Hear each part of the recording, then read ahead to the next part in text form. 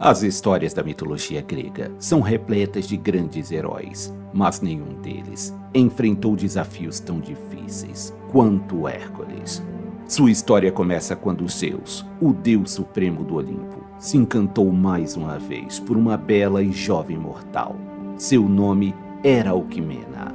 Ela já era casada com o rei Anfitrião de Tirinto, mas em certo momento, Anfitrião teve que partir com seu exército para combater a cidade de Tebas. E assim, Zeus se aproveitou da ausência do rei para visitar a rainha. O deus tomou a forma de Anfitrião e assim se uniu com Alquimena, que nada suspeitava. Ao retornar para casa, após sua campanha militar, Anfitrião suspeitou da infidelidade de sua esposa e ordenou que ela fosse queimada em uma fogueira. Mas Zeus então surgiu e impediu que Alquimena fosse imolada. Ele revelou ser o pai de um dos bebês que a rainha estava esperando, pois Alquimena estava grávida de gêmeos e um dos bebês era do rei. Anfitrião então se sentiu honrado em criar o filho do deus dos deuses e perdoou sua esposa. Zeus tinha grandes planos para aquela criança. Uma profecia dizia que o primeiro bisneto do herói Perseu seria rei da gloriosa cidade de Micenas. Alquimena era neta do herói, portanto seu filho teria direito à coroa. Contudo, sua prima também estava grávida. A deusa Hera estava furiosa com a infidelidade do marido, e por isso ela obrigou Ilítia, a deusa dos partos, a adiantar o nascimento de Euristeu. Devido ao nascimento prematuro de seu primo, Hércules perdeu o direito à coroa da gloriosa cidade de Micenas. Após um parto difícil, finalmente Hércules e seu irmão Íficles vieram à luz. O bebê Hércules era muito mais vigoroso, e por isso não havia dúvidas de qual era o filho do Senhor do Universo. Os ciúmes de Hera chegou a um nível incontrolável, e em um surto de ira, ela decidiu enviar 2 serpentes venenosas para matar os bebês. As serpentes deslizaram até a cama, onde Hércules e seu irmão Íficles dormiam. Alquimena acordou assustada com o choro de Íficles e se deparou com o bebê Hércules, estrangulando as 2 cobras com suas próprias mãos. Temendo sofrer novas represálias da deusa, Alquimena levou seu filho até a floresta e lá ela o abandona em uma trilha, esperando que ele fosse recolhido por alguém. Contudo, o destino fez com que 2 deusas cruzassem o caminho do bebê abandonado. Estas eram Atena e Hera. Sem saber que se tratava de Hércules, as deusas ficaram impressionadas com o vigor da criança. Atena o abençoou com uma coragem e astúcia superior. Hera lhe ofereceu seu seio e o amamentou com seu leite divino.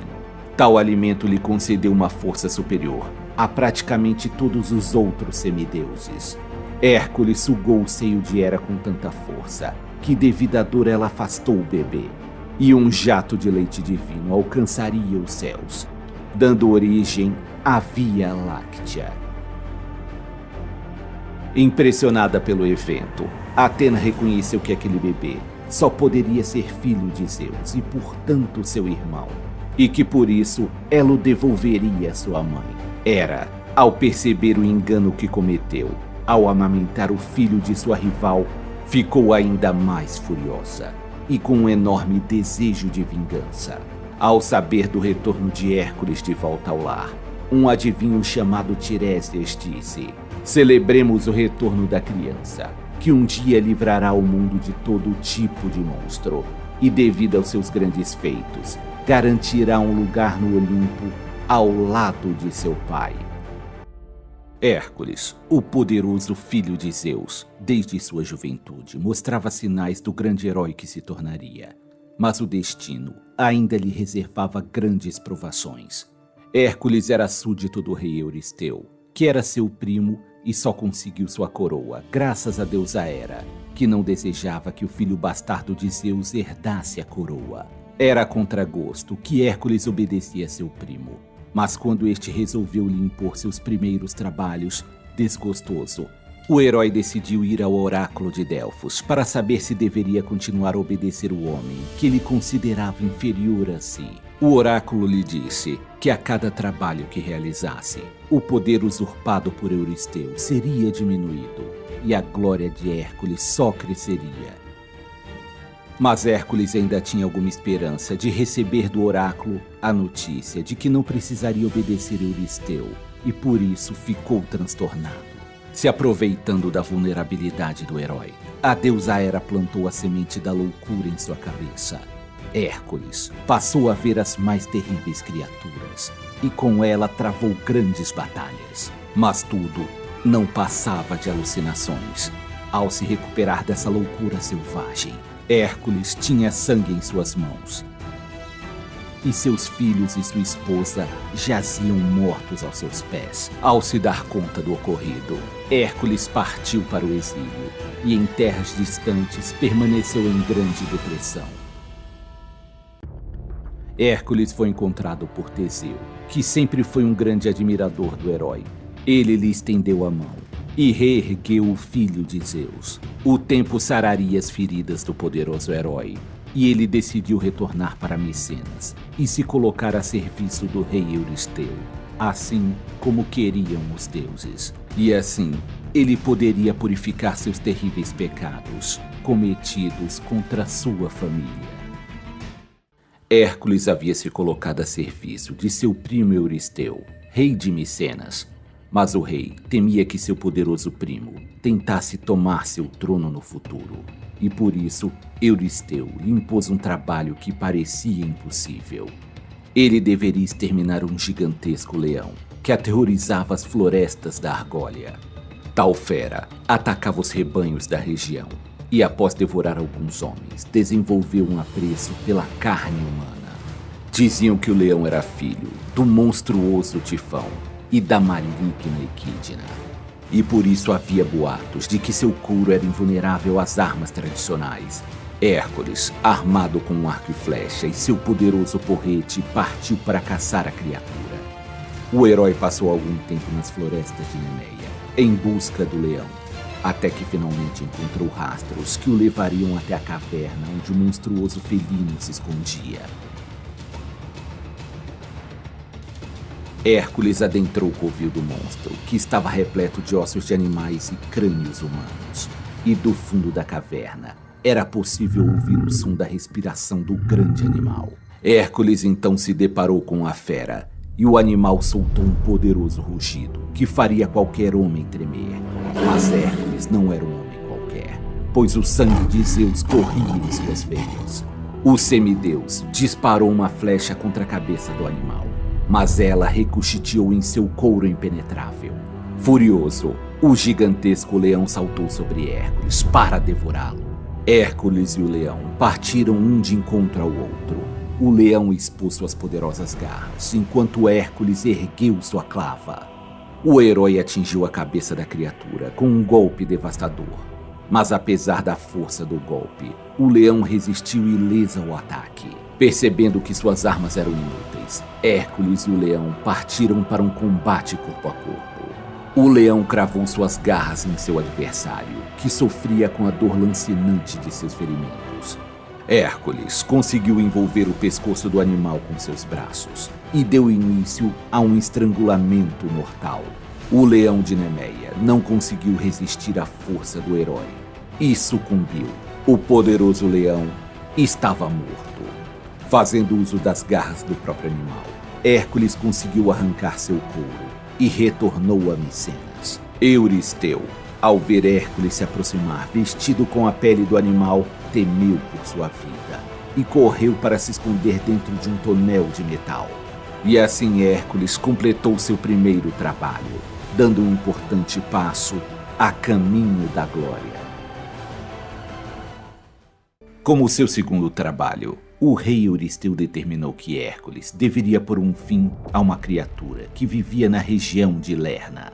Essa criatura era um monstro terrível, filho de Tifão e Equidna, e era conhecida pelo nome de Hidra. O valente herói contava com o auxílio de seu sobrinho Jolau, que era seu companheiro inseparável desde a juventude. eles se deparariam com um vilarejo arrasado pela criatura, e um dos poucos sobreviventes indicou o caminho para o covil da besta. A Hidra habitava o sinistro pântano de Lerna. Hércules e seu sobrinho desbravaram um pântano pestilento em busca do esconderijo da criatura. A Hidra se encontrava intocada em uma caverna, e para retirar a criatura de seu covil, Hércules fez uso de seu arco, disparando flechas flamejantes para dentro da caverna. Foi quando de dentro da caverna surgiu a poderosa Hidra, furiosa e sedenta para devorar aqueles que ousaram interromper seu descanso. O monstro possuía várias cabeças, e de suas goelas saíam urros ensurdecedores. Apesar de seu grande porte, Hércules era extremamente ágil e conseguia se esquivar dos ataques da besta. Com o golpe de sua poderosa clava, o herói começou a esmagar as cabeças do monstro. Mas para sua surpresa, para cada cabeça destruída, nascia duas em seu lugar. Em um frenesi bárbaro, o herói, usando uma espada, começou a decapitar as cabeças da Hidra. E logo em seguida, o dobro de cabeças ressurgiam. Jolau gritou para que Hércules parasse, pois só estava tornando a tarefa ainda mais difícil. Então seu sobrinho teve a ideia de cauterizar as feridas de onde nasciam as novas cabeças. Assim, enquanto Hércules cortava as cabeças, seu sobrinho cauterizava as feridas com uma tocha. Desta forma, uma cabeça após a outra iam sendo derrotadas. A deusa Hera, inimiga de Hércules, ao ver o herói derrotando mais uma criatura, mandou caranguejos ajudarem a Hidra. Mas eles conseguiram apenas distrair o herói por pouco tempo e acabaram esmagados. Hércules e Jolau derrotaram a última cabeça, que mesmo separada de seu corpo, continuava viva. O herói a jogou dentro de um buraco e a soterrou com uma enorme pedra. Hércules e Jolau retornariam vitoriosos para Micenas. A deusa Hera honraria os esforços de seus lacaios, que lutaram em seu nome, registrando-os nas estrelas, criando assim a constelação de Câncer. Hércules já havia derrotado o Leão de Nemeia e a Hidra de Lerna, dois poderosíssimos oponentes. O plano do rei Euristeu de pôr um fim à vida de Hércules não estava dando certo, e seu rival ficava cada dia mais popular. Sem saber como derrotar seu primo, Euristeu tem uma grande ideia e atribui dois novos trabalhos ao herói. Hércules deveria trazer vivos a Micenas duas criaturas, a corça de Cerineia e o javali de Erimanto. A corça de Cerineia era um dos animais mais arredios que existia. Capturá-la seria quase impossível. E trazer o poderoso javali sem matá-lo era ainda mais improvável. Euristeu sabia que Hércules não retornaria sem os animais, pois para o herói, admitir o fracasso era impensável. Hércules então partiu, e o rei tinha certeza que jamais veria Hércules novamente. Mais de um ano se passou, sem que o herói conseguisse encontrar a arisca corça. Ela não era uma corça qualquer, ela era simplesmente esplêndida. Tinha chifres de ouro e cascos de ferro. A criatura era uma das 5 corças sagradas, criadas pela deusa Ártemis, mas era a única que vivia livre. As demais serviam à deusa, puxando sua carruagem. Finalmente Hércules conseguiu se aproximar da corça e atirou uma flecha em uma de suas patas. Ferida, a corça não conseguia mais correr e acabou sendo agarrada pelo herói.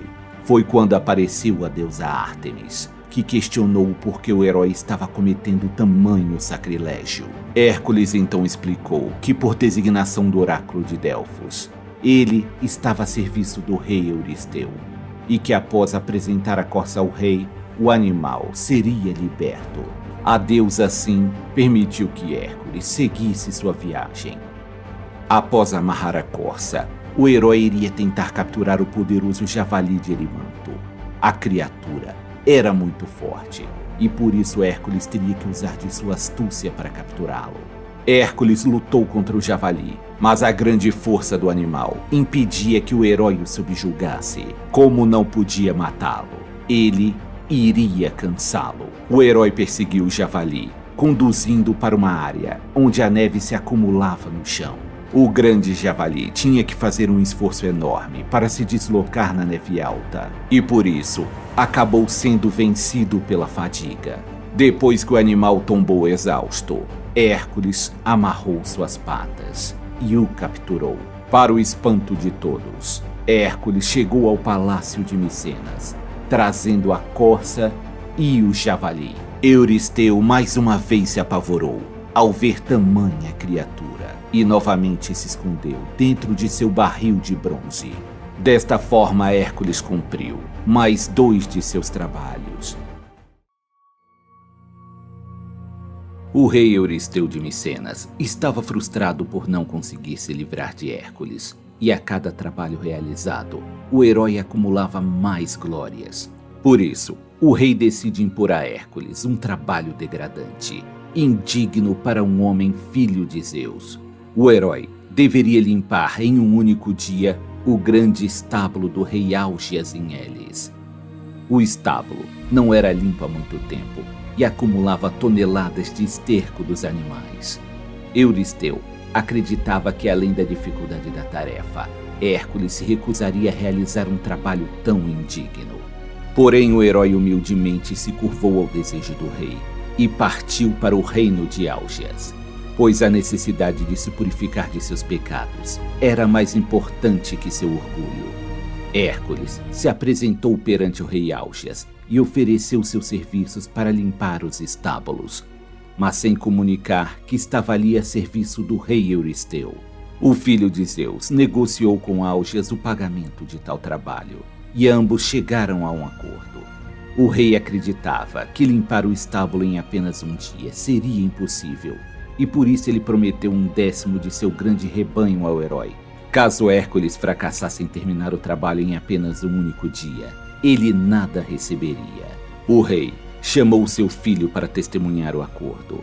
É entregue uma pá a Hércules, mas ele a coloca de lado e se dirige em direção ao rio Alfeu.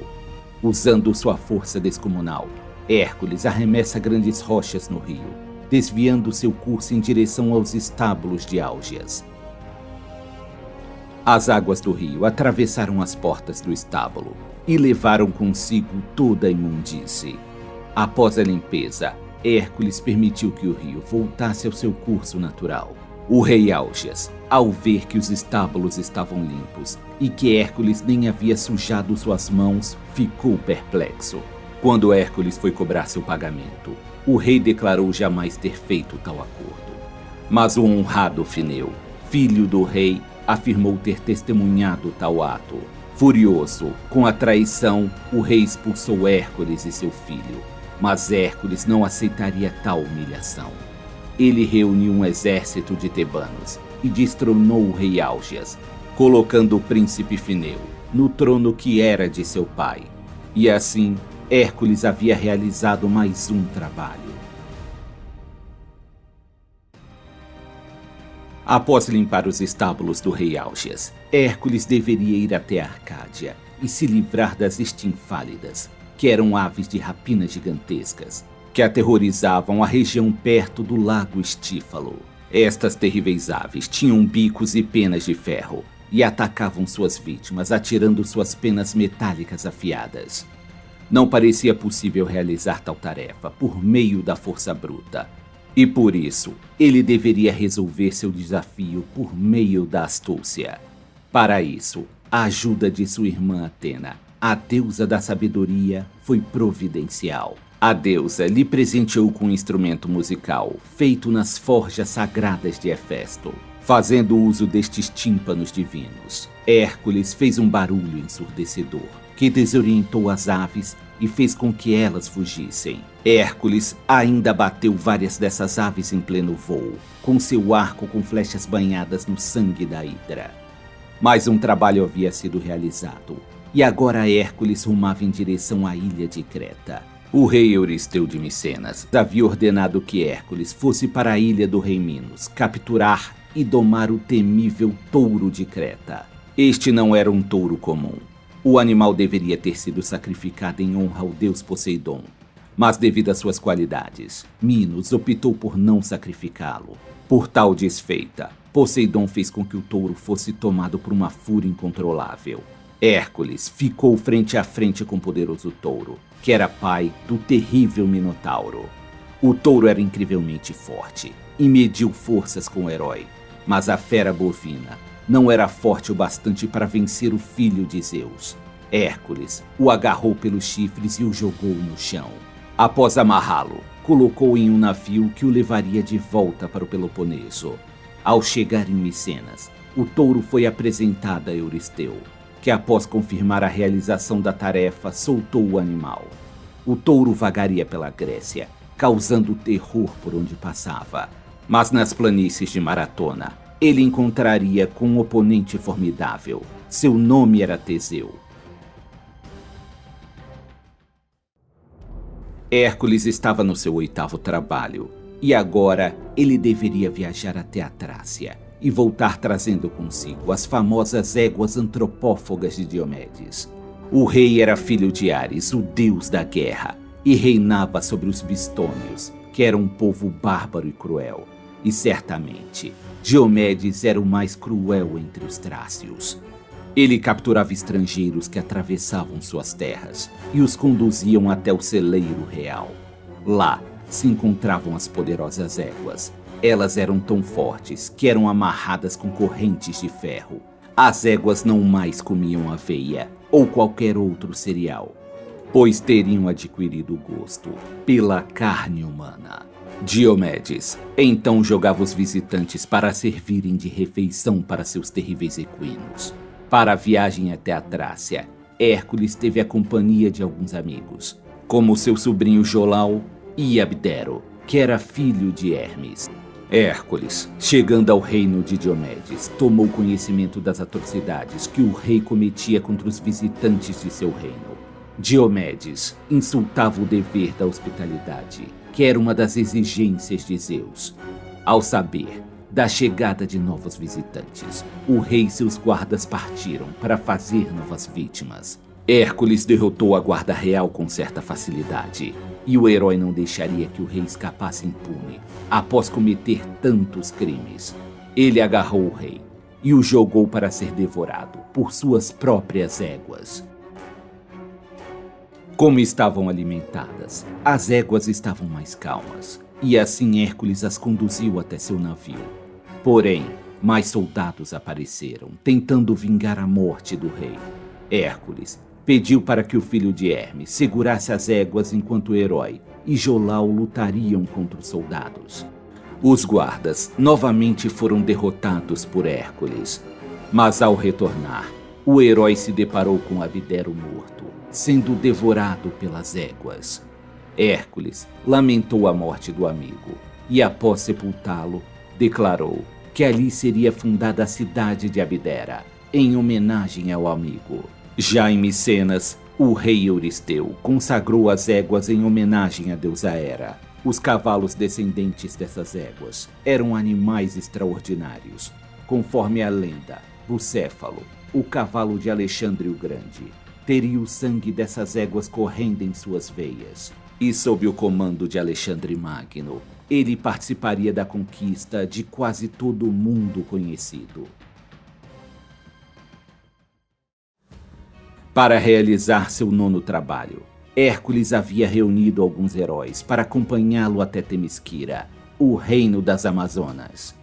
A mimada filha do rei Euristeu exigiu que seu pai lhe desse o cinturão de Hipólita como presente. Hipólita era a rainha das Amazonas e, devido a seus feitos no campo de batalha, recebeu o cinturão do próprio deus Ares como honraria. Para realizar o desejo da filha, o rei enviou Hércules para que fizesse uso dos meios que achasse necessário para trazer o cinturão para sua filha.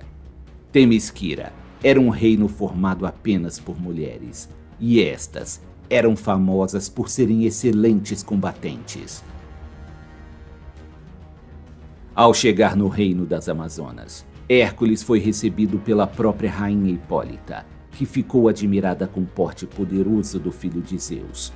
Hércules foi diplomático ao conversar com a rainha e esta retribuiu com cortesia. Eles pareciam estar chegando a um acordo, e Hipólita parecia que iria ceder seu cinturão ao herói, sem a necessidade de derramamento de sangue. Mas a deusa Hera, inimiga de Hércules, não permitiria que o filho bastardo de Zeus realizasse tão facilmente esta tarefa. A deusa disfarçada se misturou entre as Amazonas e espalhou o boato de que Hércules planejava sequestrar a rainha. Para proteger Hipólita, as Amazonas se armaram e atacaram Hércules e seus companheiros. A batalha foi sangrenta. Muitas Amazonas cairiam no campo de batalha. Entre as Amazonas caídas estava a própria rainha Hipólita. Hércules tomaria seu cinturão e retornaria para Micenas com seus homens. No caminho de volta, o herói passou por Troia, e a cidade estava em terríveis apuros. O rei troiano Laomedes estava sendo punido, pois ele se recusou a pagar o tributo combinado com Poseidon, que havia construído para o rei as lendárias muralhas de Troia. E por isso sua filha estava sendo entregue como sacrifício a um terrível monstro marinho. O rei prometeu uma grande recompensa ao herói, caso ele salvasse sua filha das garras do monstro. Hércules então partiu para combater a criatura. Ela também não foi párea para o poderoso filho de Zeus, e foi exterminada.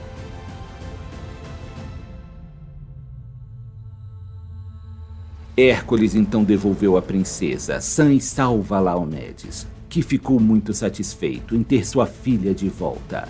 Mas Laomedes reforçou sua reputação de caloteiro, e assim como fez com Poseidon, não pagou o prêmio devido ao herói.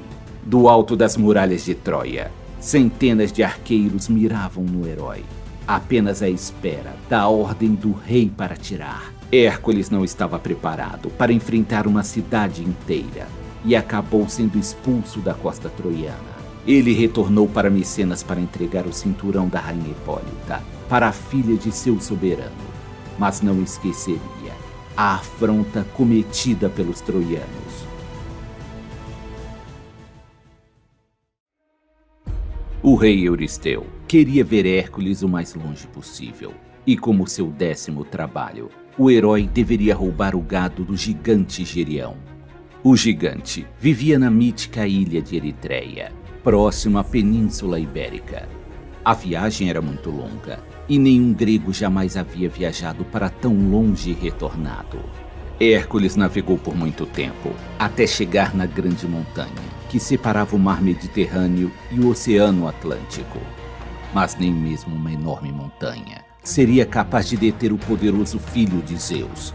Hércules usou toda a sua força para dividir a grande montanha em duas, e afastou as duas metades. Assim, o herói ligou o mar Mediterrâneo ao Oceano Atlântico e pôde finalmente seguir viagem. Os 2 grandes montes criados pelo herói ficariam conhecidos como os Pilares de Hércules, e hoje em dia, este lugar é conhecido como Estreito de Gibraltar. Hércules finalmente chegou na ilha de Eritreia. Nenhum grego jamais havia ousado se aproximar dos bois do gigante filho de Crisaor, já que era uma criatura horrenda que tinha vários corpos em um único só. O gigante também possuía um cão de guarda de 2 cabeças, chamado Ortros, que era irmão de Cérbero, o cão infernal. Hércules lutou contra o cão, que além de 2 cabeças ainda possuía uma cauda de serpente. Mas nem toda sua ferocidade o tornou um real empecilho para Hércules, que abateu o cão filho de Equidna com sua poderosa clava. Furtivamente, Hércules começou a conduzir o gado, tentando não chamar a atenção do gigante. Mas as ações de Hércules não passaram despercebidas por Gerião, que furioso partiu para o ataque. A luta entre Hércules e Gerião foi intensa, e parecia que desta vez Hércules finalmente seria derrotado. O herói percebe que a deusa Hera, inimiga de Hércules, estava auxiliando o gigante, dando-lhe coragem e força.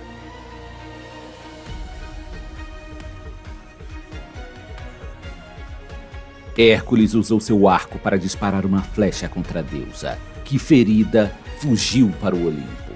O semideus sacou suas flechas especiais embebecidas com o veneno do sangue da Hidra. Nem mesmo os imortais eram imunes ao poderoso veneno do monstro filho de Tifão e Equidna. O gigante Gerião foi abatido e faleceu após sofrer uma agonia terrível.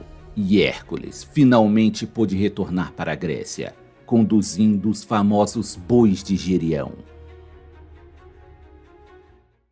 Hércules estava novamente viajando pelo mundo para realizar mais um trabalho para o rei Euristeu.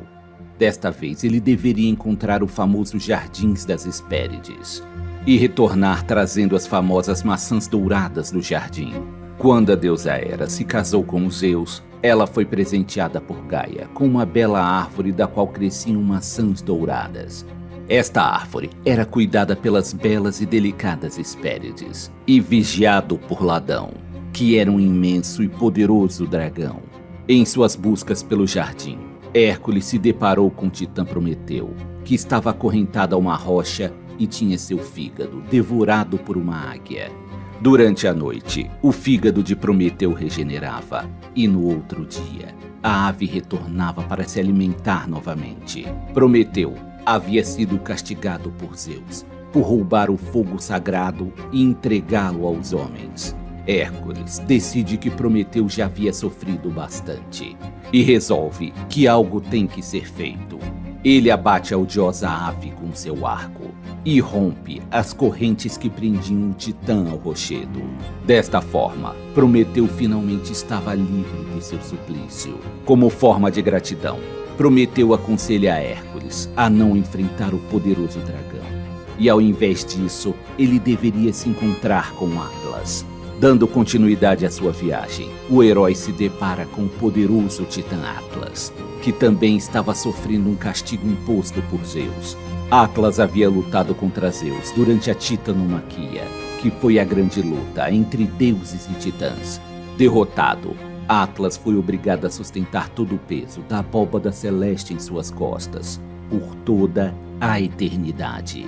O Titã era pai das Hespérides e se ofereceu para trazer para Hércules as maçãs que ele tanto precisava, desde que ele segurasse a abóbada celeste, enquanto o Titã visitava os jardins de suas filhas. Hércules concordou e fez uso de toda a sua força para erguer sob seus ombros a pesada abóbada celeste. Atlas partiu e depois de algum tempo finalmente retornou.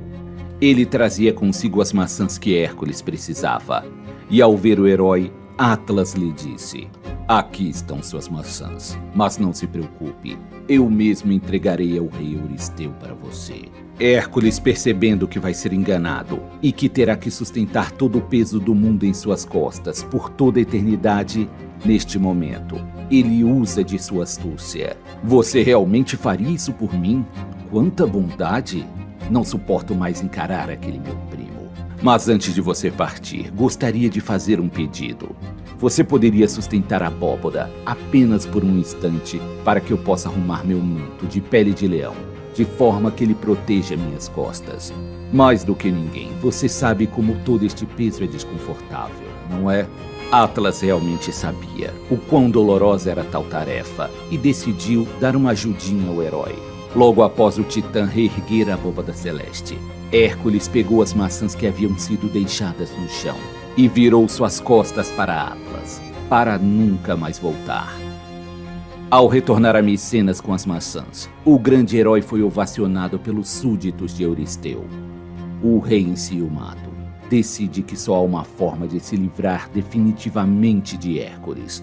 Ele deveria ser enviado para o reino dos mortos.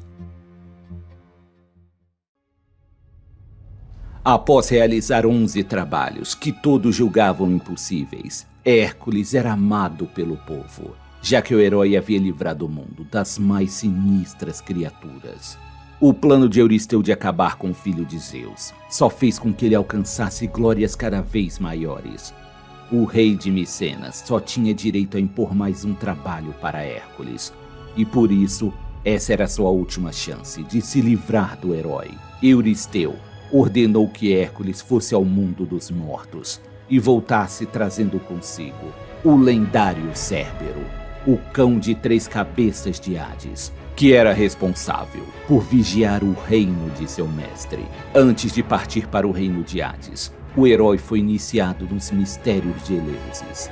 Os rituais deste culto simbolizam a morte e a ressurreição.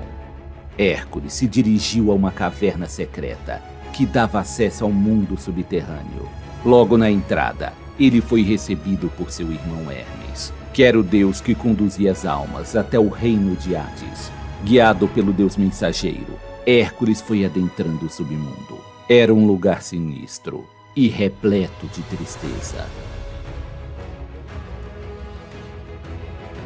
Inesperadamente, no reino de Hades, o semideus encontra seu amigo Teseu, ainda vivo, acorrentado a uma pedra. Teseu havia sido castigado por Hades por tentar, juntamente com seu amigo Pírito, sequestrar Perséfone, a rainha do submundo. Hércules libertou seu amigo do cativeiro e Teseu pôde retornar ao mundo dos vivos. O herói então se deparou com Caronte o barqueiro, que se recusou a ajudar Hércules a entrar no reino de seu mestre. Mas o semideus estava obstinado e ameaçou destruir Caronte e seu barco, caso ele não o levasse até a outra margem do rio Aqueronte. Sob tal ameaça, Caronte não teve alternativa senão fazer o que Hércules exigiu. Na outra margem do rio, Hades, o senhor do submundo, já o aguardava. O filho de Zeus estava frente a frente com Hades e pediu-lhe permissão para levar seu cão e apresentá-lo a Euristeu, com a promessa de que devolveria o cão após completar seu trabalho. Hades permitiu que Hércules tentasse capturar o cão de 3 cabeças, mas com a condição de que ele não fizesse uso de nenhuma arma e usasse apenas suas próprias mãos para dominar o animal. O herói partiu ao encontro do monstro. Ao avistá-lo, Hércules percebe que a fera, além de ter 3 cabeças, ainda tinha uma cauda de serpente. O filho de Zeus já havia lutado contra todo tipo de criatura e, sem temor, partiu para lutar contra mais uma. A luta entre o semideus e o monstro foi brutal, mas Hércules conseguiu por fim subjugar o cão infernal. O herói conduziu Cérbero até a superfície. O cão, ao ter contato com a luz do sol, teve náuseas e acabou vomitando. Do lugar onde caiu o vômito do animal, passaram a nascer plantas venenosas e carnívoras.